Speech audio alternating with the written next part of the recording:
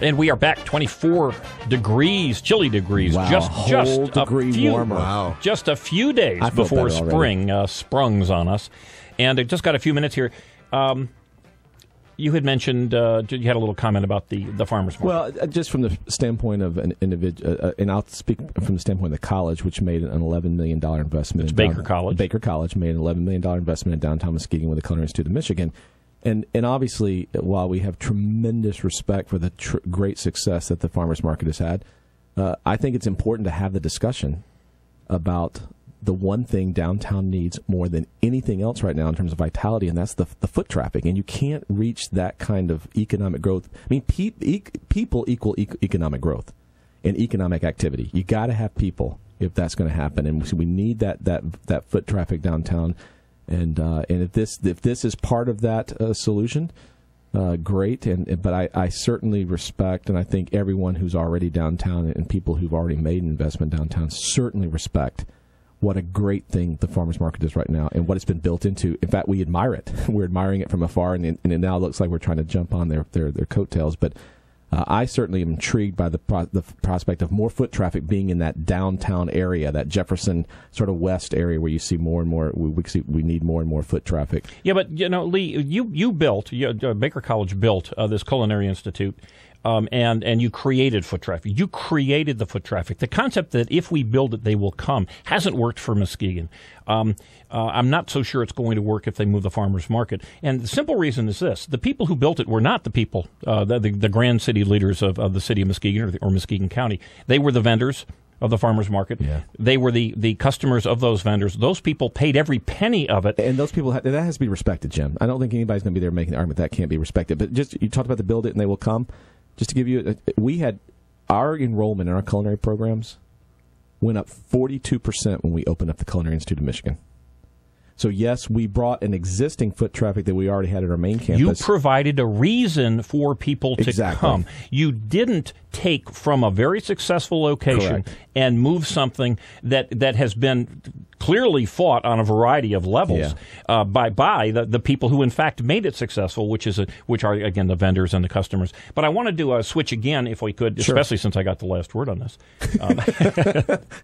Thank you so much. Thank you very much. You're the host. No, we are co-hosts here. But I want to talk a little bit another very big issue that's being discussed right now, and I believe that there's a forum which unfortunately I don't have information on about the Captain Jack's, which is out at the Ovals on the beach.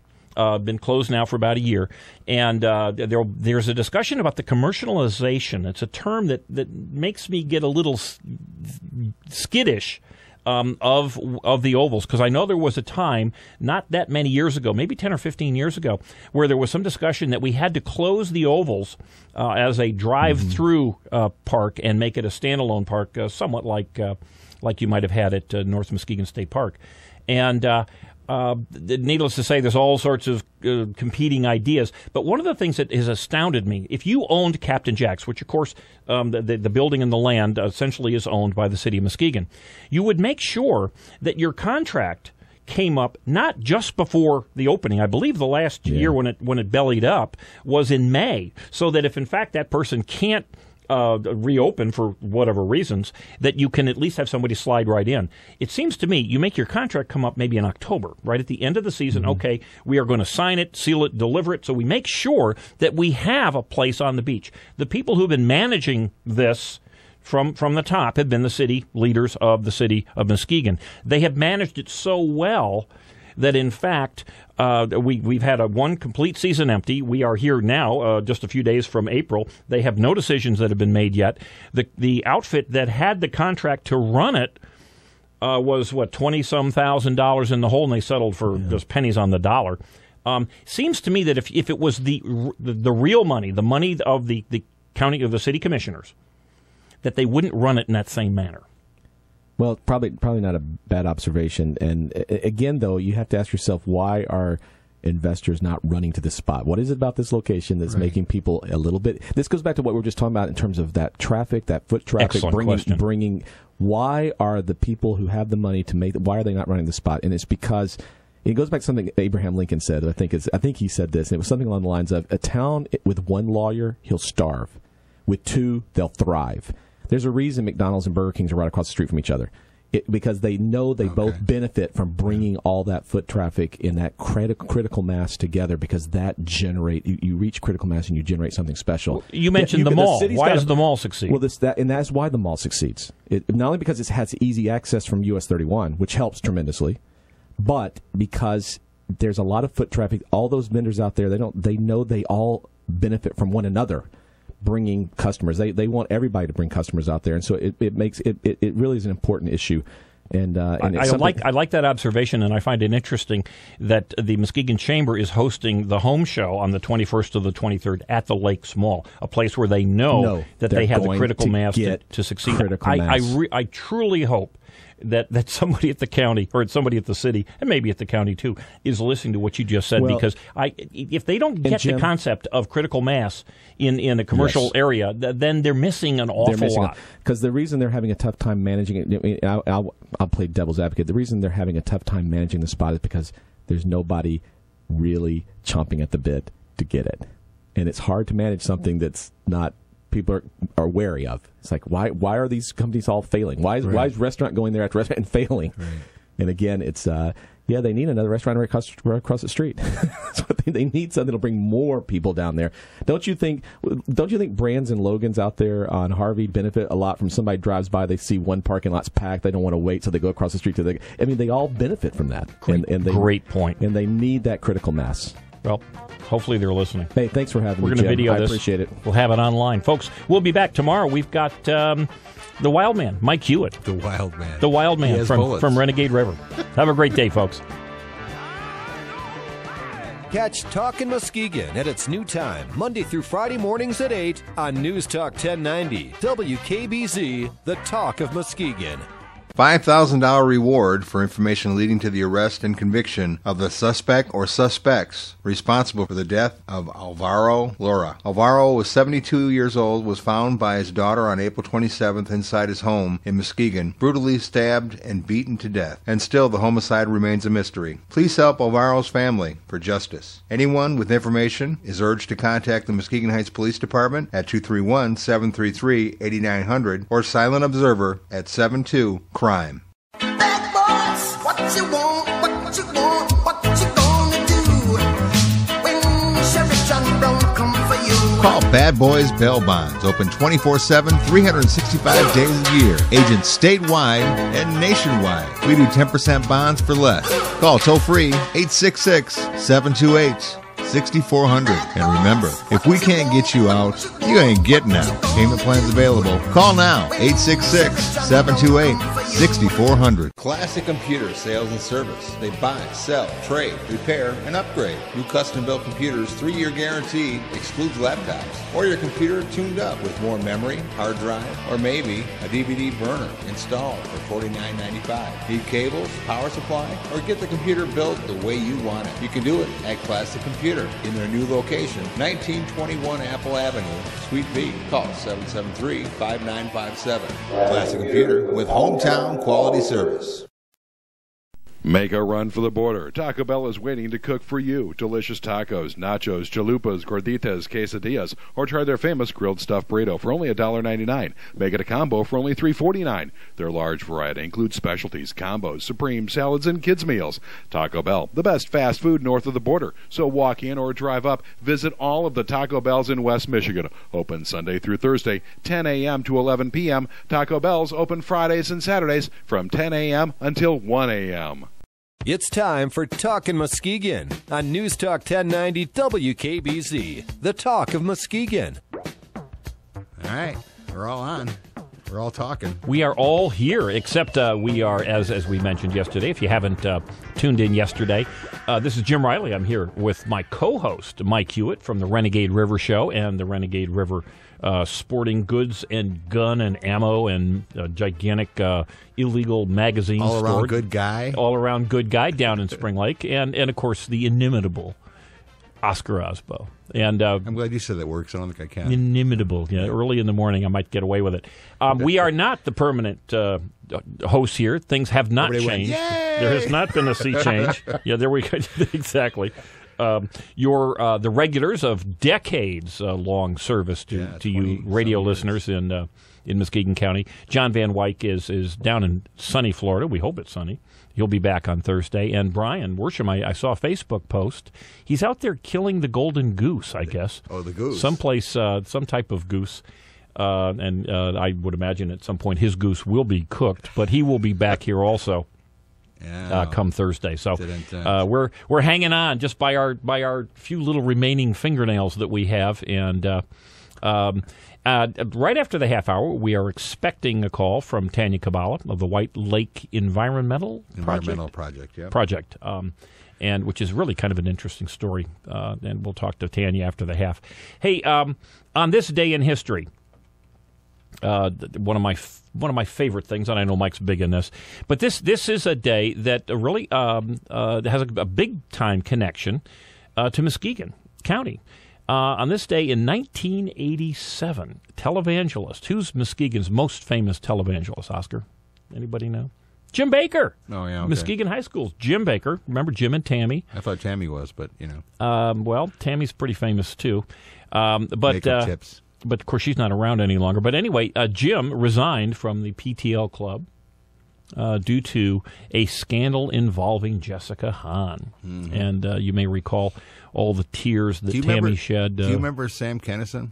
Yes, I do. I love Sam. He had a video, Wild Thing, and he wrestled Jessica Hahn in mud. It was great. But anyway. Seriously. There's a vision. That is a vision. That is a vision, and that was a brilliant comedian. I'm sad that he's no longer with us. Right. I'd love to get that video, though. Yeah. I wish I would have kept it. Well, anyway, we don't have that. And also on this date in 1918, the brilliant folks in the United States Congress approved daylight savings time. Now, I like daylight savings time. I hear people do nothing but complain about it. But we did not have it, apparently, prior to 1918, and we have it now. I don't know, any thoughts? Is that a good idea or bad idea? Mostly, Jim, I like it in the evenings, but not so much in the mornings. Yeah. Yeah, now, no matter what I do in life, I'm still a second shift guy inside. So it doesn't matter what my job is or what my responsibilities are. I get up and I do them, but I'm a second shift guy.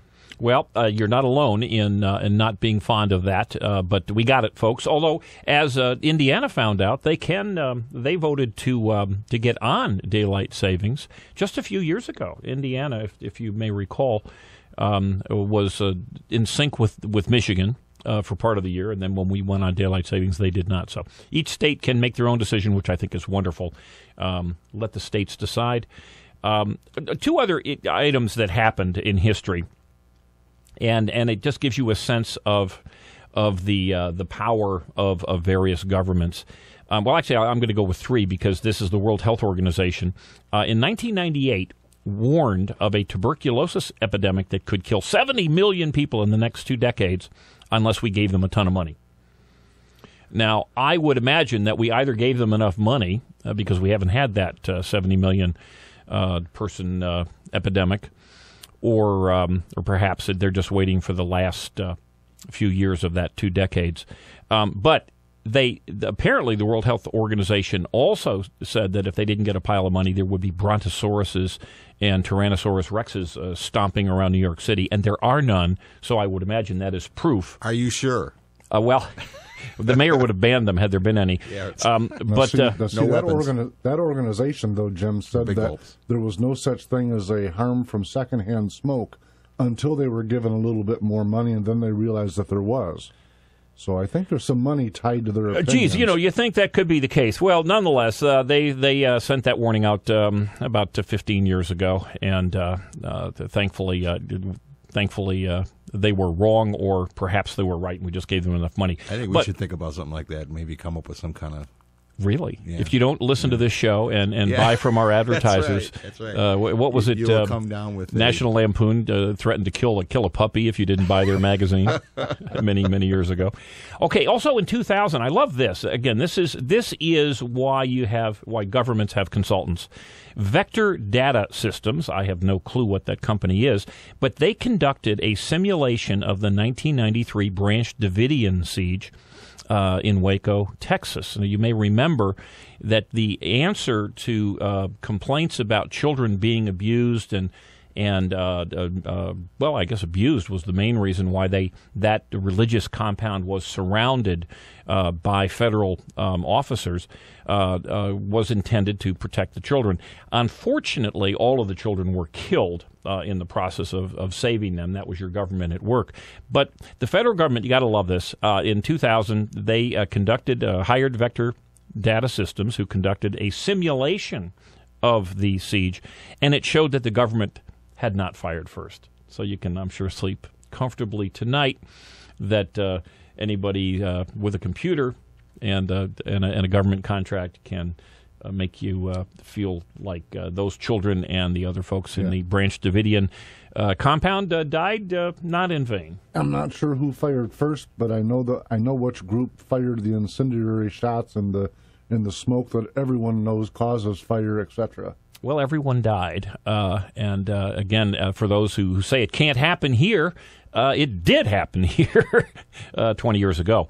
Also, the final one, and this to me, it harkens back to the smart meter discussions that are going around the country, and many of them here in West Michigan, where the public relations gentleman, whose name escapes me, but who attended one of these smart meter meetings, told the crowd there that in fact Muskegon County Consumers Energy has to buy, perhaps it's West Michigan, has to purchase 30% of its energy, electrical energy, in the summers because they are unable to generate their own energy. They have to buy it from some other areas. Now, this is before, of course, they shut down the Cobb plant and the other coal-fired plants that the President Obama's administration has made essentially unprofitable and ultimately illegal to continue on in their current form. So we are 30% already short on the energy necessary to provide air conditioning and the various things that we use electricity for in the summer. That's before we shut down these plants.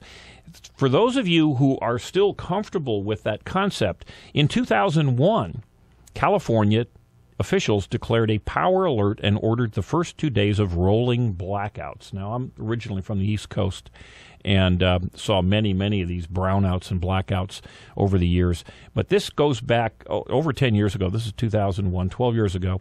California had rolling blackouts, which means that your energy, your electrical energy, is turned off, right.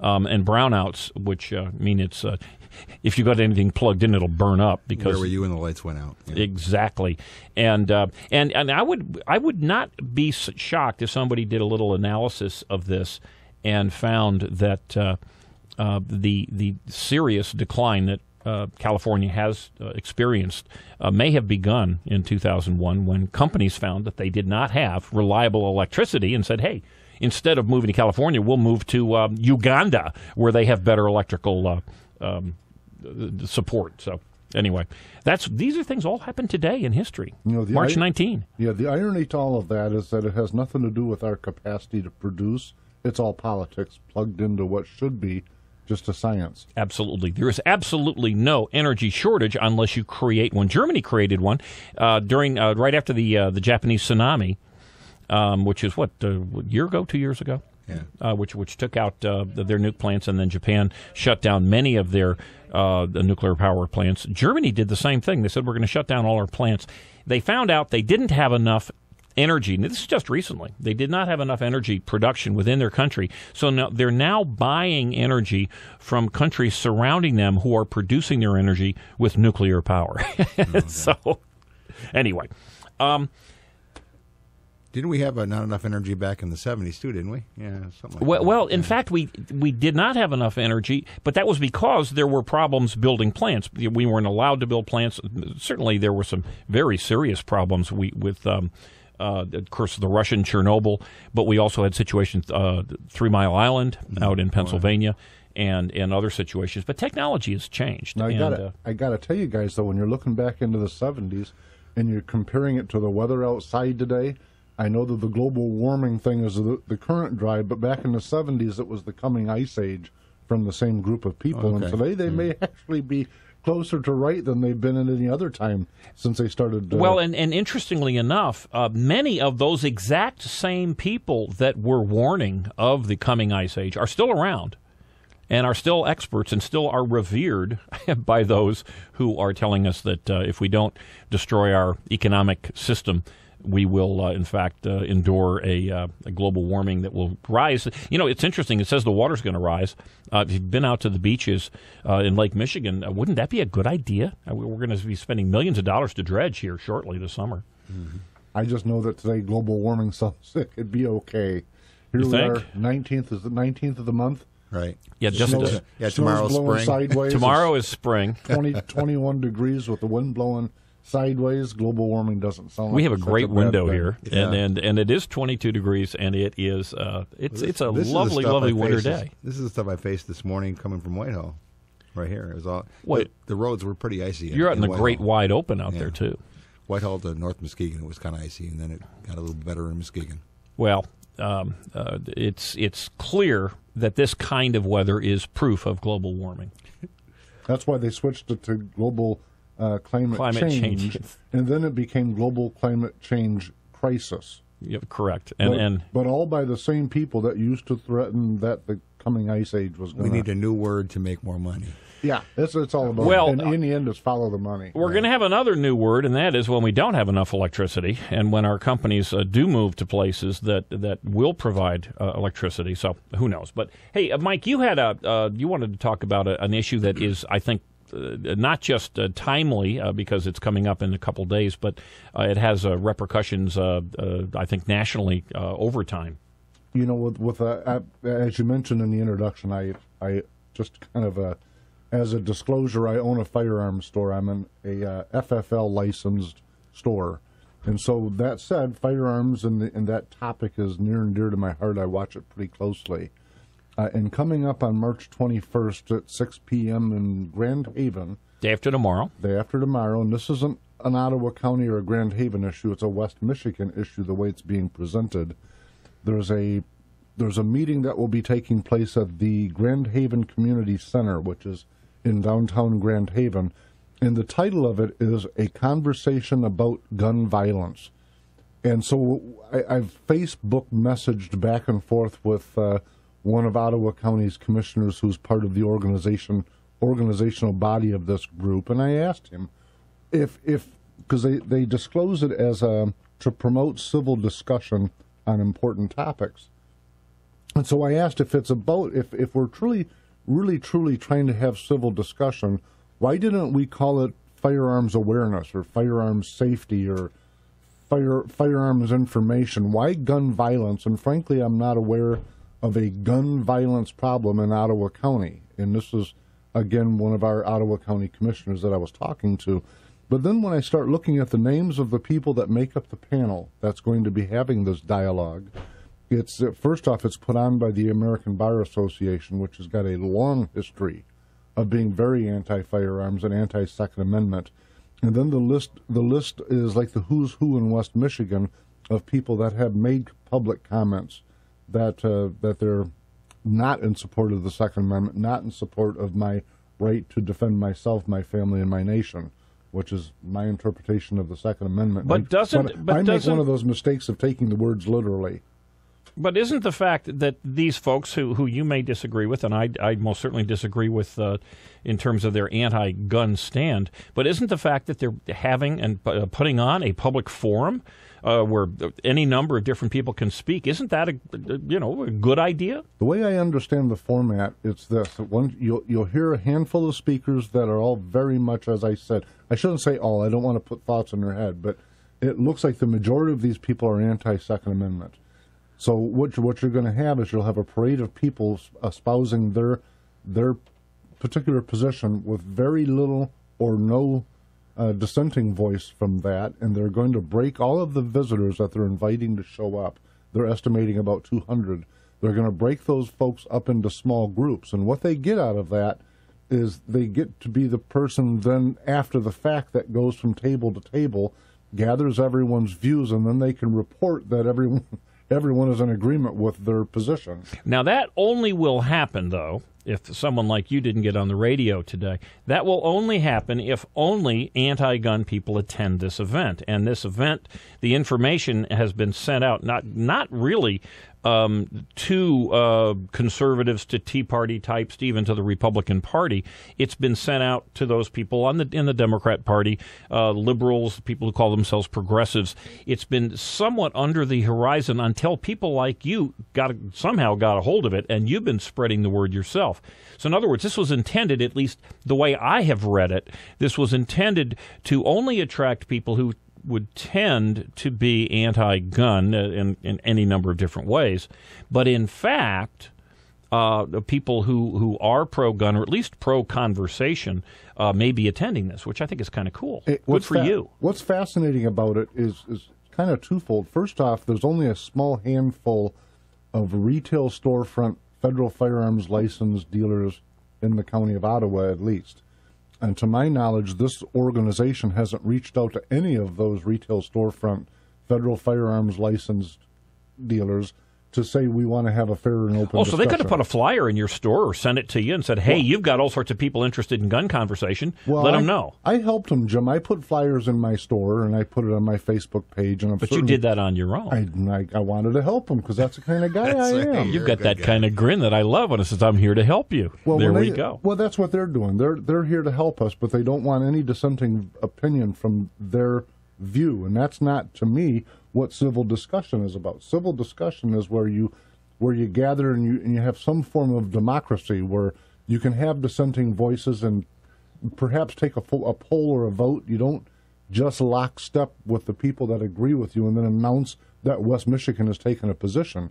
But before we move on, I wanted to tell you, if a person were to Google a conversation about gun violence, put it in quotes and Google it, you'll find that these meetings have been taking place all across the United States.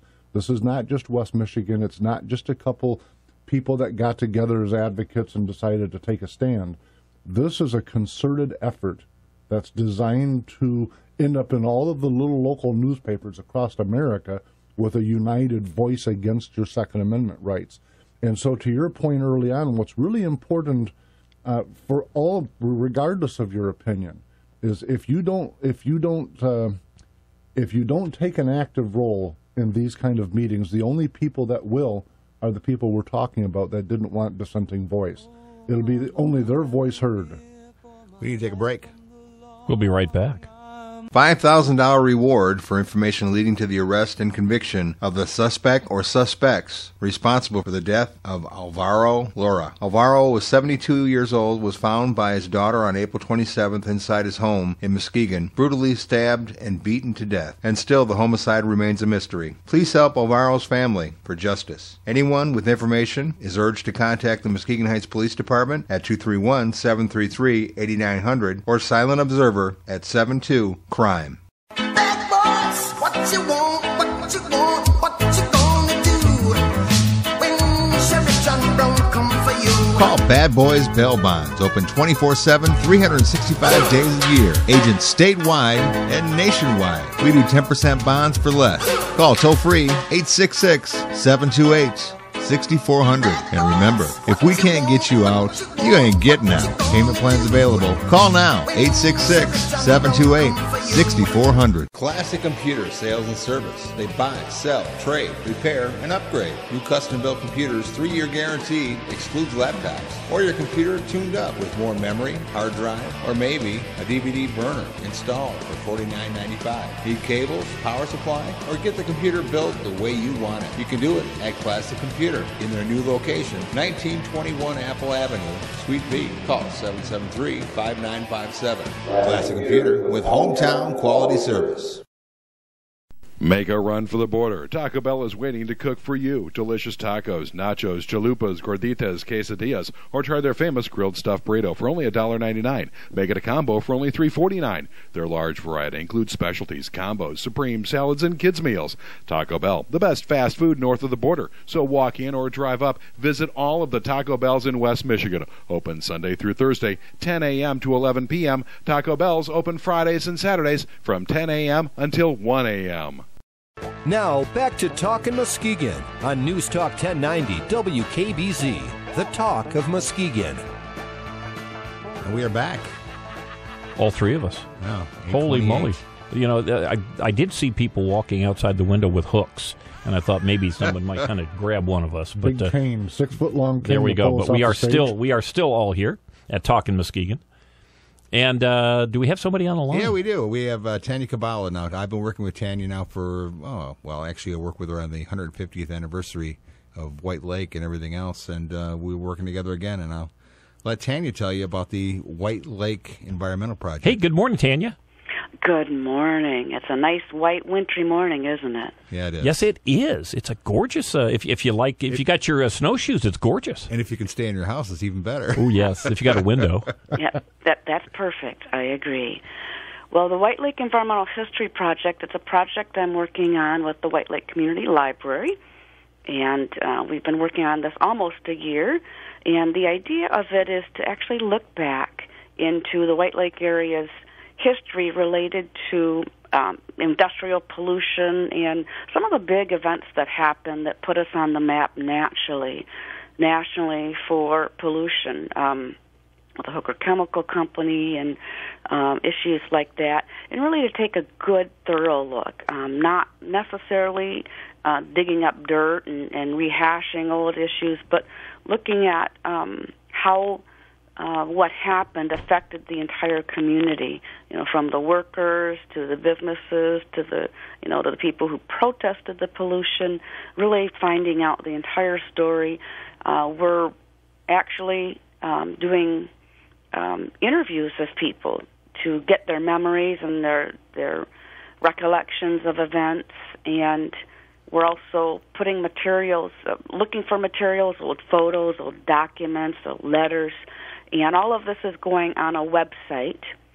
That's www.restoringwhitelake.com. And eventually the materials we're hoping will be used to create a publication, kind of a looking back and looking forward publication, just so people who've lived here forever and people who are coming to visit or people who are coming to as tourists know the full story. That's the thing about it too. When doing a lot of the videos, what a wide variety of stories you have, and a lot of them too. Some of them contradict a little bit of each other. Like when Norm Allman did his interview and talked a little bit. Norm's been a mayor and everything else over there and a teacher in White Lake. And then you look at Dexter Kings, who's 99 years old and worked at the tannery, and his idea of what the pollution was all about, and how the tannery didn't do anything, and it was Hooker Chemical, and I mean, it's fun stuff to listen to and to video. So. Well, and what's interesting is that all of these interviews do kind of fit together and make up pieces of a larger puzzle, and not only does it provide a lot of the factual information, a lot of the information that not everybody knows. It's also really very interesting stories, and that's what history is, really, more than just numbers or dates and things. It's the history of our community, and it's probably one of the most challenging times we've had. So it's really important to get this down while we can still interview people and still gather the materials. And not only is it a story of what happened, the pollution, which is, that's happened in many communities, but it also will be the story of what was done to clean up White Lake. Which White Lake is off the the list, right? As far as being. We're very close, Okay. Oscar. Many of the major actions that need to be taken are being taken, and a lot of what's happening now is dotting the I's and crossing the T's. I'm with the White Lake Public Advisory Council that's been around working on this for over 20 years, and we've worked with the state and federal agencies to set goals for the lake, and we're in the process of meeting those goals, but documenting that we have met those goals. And what we like to say is White Lake is now out of the intensive ward of the hospital, and we're eventually going to be in the general ward. So, so that's good. That's good. It just doesn't mean that the lake is perfect. It means that we're probably like a lot of other lakes out there. There's a lot of history too in the White Lake area as far as the the Ark, what people have talked about as far as that being out in the middle of the lake where people could do their ice fishing right from the Ark and have food and whatever. But Bev Hunt had a kind of a unique story about the time when they were protesting in the 70s, and Ken Mahoney's wife, Mary, wanted to lay in front of one of the toxic trucks that was coming in and wanted to stop him, and then it was one of the judge at the time that changed places with her and got hauled off to jail. Or well, that's one of the stories we're hoping to get on interview. We don't have it yet. Well, but Bev did say a little bit about it, but of course Ken Mahoney did talk a little bit about it at the library, but we hadn't got him on tape yet. But that was kind of an interesting story, I thought. Well, and I think what's interesting is that I've lived in this area my entire life, and I'm finding out stories that I didn't know about. So I think that's probably going to happen with other people. It's interesting. Some of the stories make you laugh. Some of them are a little more hard hitting. Some of them are really promising. The story of Bev Hunt and Jim Casino and Jane Hanna. They are all living in the Blue Ridge subdivision, and that's the area where groundwater or drinking water was contaminated by Hooker Chemical. And the neighbors in that subdivision got together and really pushed hard and eventually got safe drinking water from Hooker Chemical. They were getting tired of water jugs, right? Well, exactly, and that was a big deal. But they had to work hard. They wrote letters to then Governor Milliken, President Carter. They ended up on national news with Britt Hume. So it really shows that a small group of people can make a big difference. Tanya, these reminiscences are being videoed, and Oscar, I believe, is doing the videoing. And you said they're going to be up. Are they up yet? Can people look at these videos as you do them? Absolutely. They're not all of them that are planned this year are up yet. We're not done with the interviewing, but we have 4 or 5 up there for public viewing already, and people should go to restoringwhitelake.com and check out the site because there's a lot of information.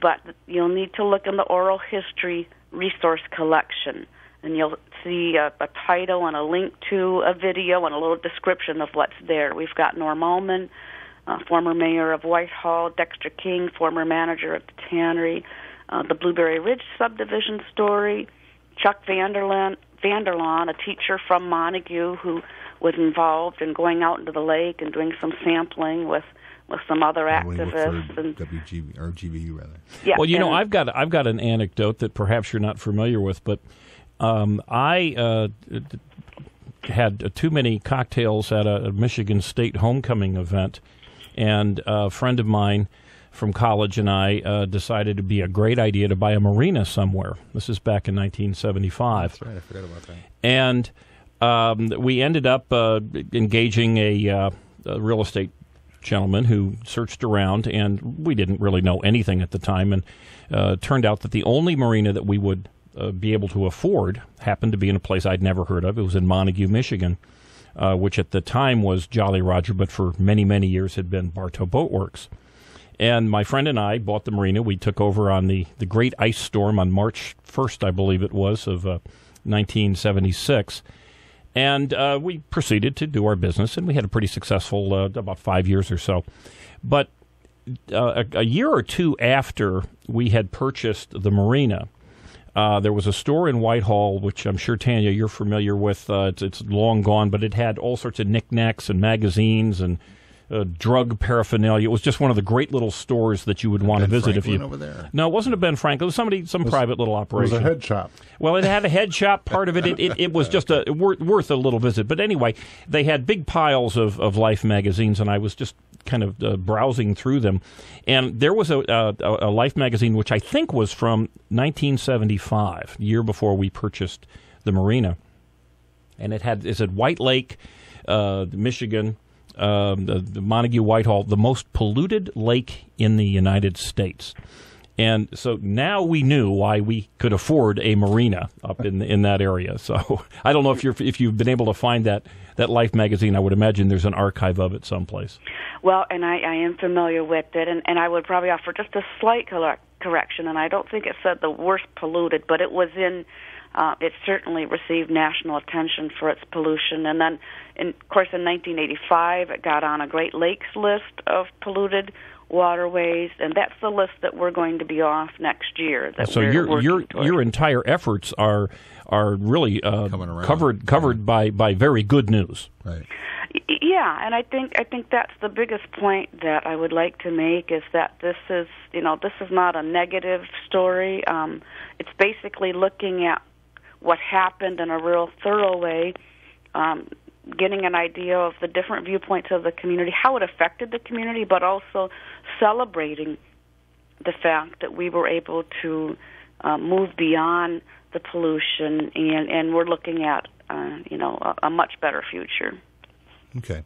Well, give them the website one more time, and just to make sure they can go to it. It is www.restoringwhitelake.com, and we would love to have people visit. And there's also a link to a blog there. I write a blog about some of the different stories that are surfacing, and would love to have people's comments and their own stories to add to the site. Yeah, don't miss the Dexter King one. That one's one of my favorite. But anyway, 99 years young. What a great storyteller. But anyway, That's great. Thank you very much. Thanks so much, Tanya. Great stories.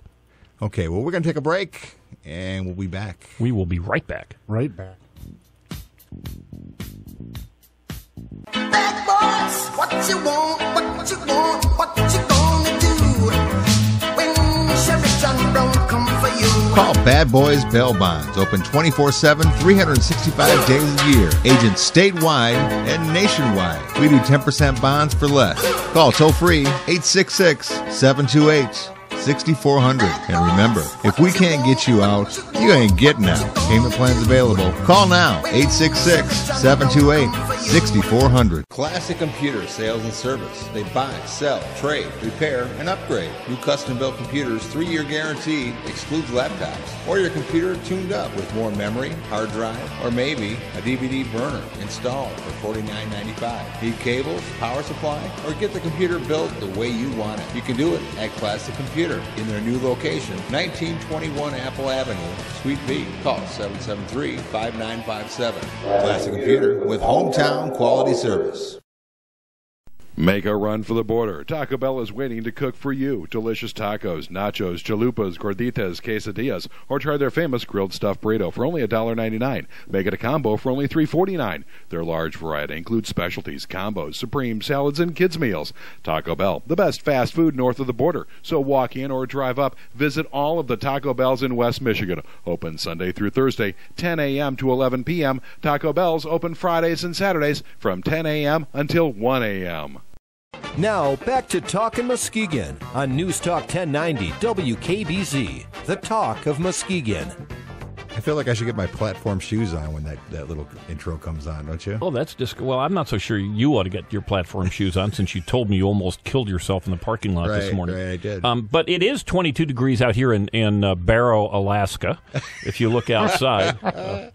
It is really for the day before summer, folks. Day before spring. Once again, proof of the global climate change that you caused by driving your car. Right. Among other things. Heating your house. I think nasty. shooting guns has something to do with it, too, doesn't it? I'm thinking shooting guns and driving a Jeep and all of that. It's my fault. That's right. You know what? I'll burden the responsibility. Just wear a cardigan and go at it. But, before we took the break and before we had Tanya on telling us about the White Lake efforts there, you were talking about this event that is going to happen day after tomorrow, Thursday night, in Ottawa County. It's going to be in Grand Haven? It is in Grand Haven. Okay. And Jim, and maybe you can just extrapolate a little bit more. Yeah, just to kind of cap that. What in fact, frankly, my reason for bringing the topic up today, aside from it's a passion topic of my own, is that it's this. This is the case with all of the meetings. It's no different than the local state representative who has a district meeting and nobody shows up. No difference than your state senator who has public meetings where he or she is gathering at a coffee shop. And they're publicized or put on his Facebook or her Facebook, but nobody shows up. In this case, what I'm drawing it to is a conversation about gun violence. Now, if you support the Second Amendment and don't go, those folks that do show up who do not support the Second Amendment, it will be only their voices heard by the elected officials, by the media, etc. And so what I'm telling you, I'm going to be there, but what I'm proposing to you folks is that if you don't want to surrender your government and your representation to those that do show up, make sure you're there beside them with your opinion and your views. Now, if you want to register, this is a pre-registration. Yeah, you must register in order to attend this event. So this is important. Get a pencil handy, or you can go to Eye on Muskegon. Actually, I believe it's on Muskegon Pundit, and I think you've got it on your Facebook also. It's on Mike Hewitt Facebook. It's on Renegade River Facebook.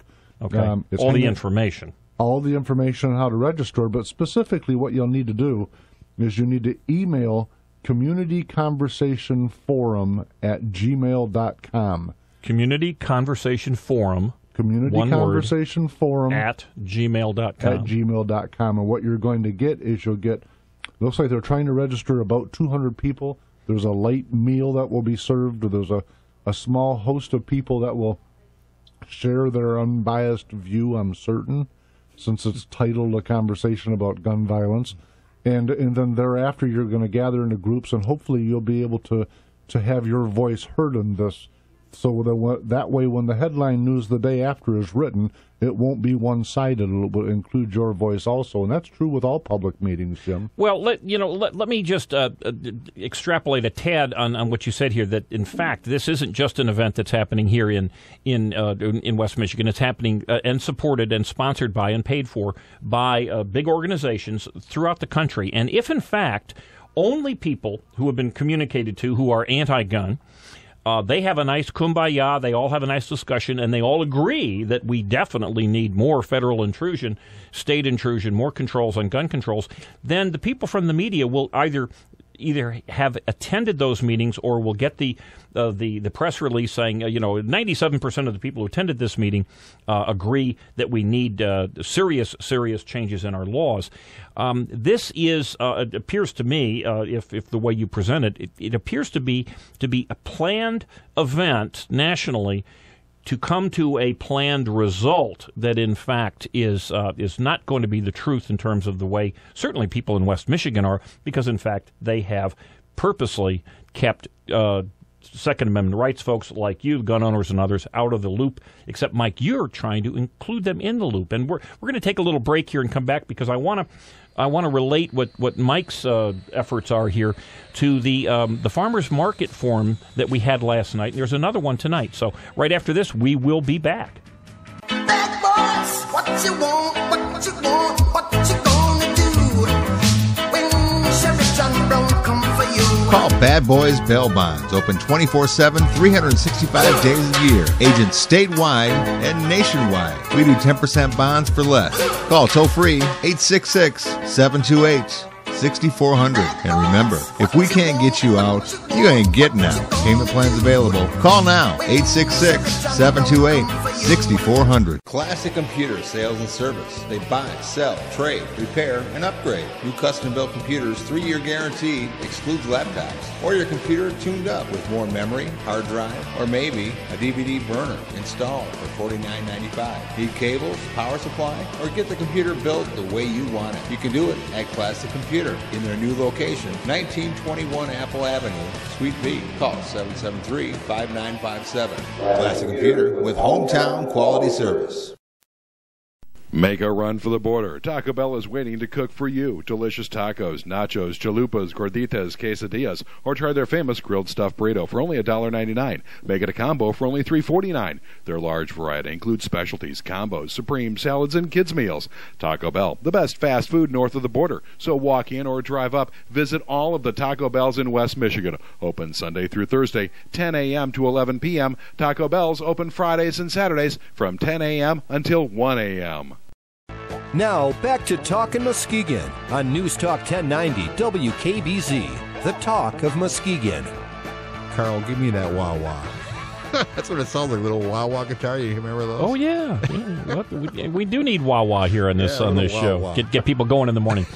Hey, Mike Hewitt was talking about this event that's coming up day after tomorrow down in Grand Haven. It's ostensibly a community conversation, and intelligently from their standpoint, it appears that they're looking to pack it with people who are anti-gun and then be able to go to the media and say, hey, look, everybody agrees with us. Well, I'm going to have a similar situation that happened last night. Many of you may be aware, certainly the Chronicle, I think, has done a wonderful job at promoting this.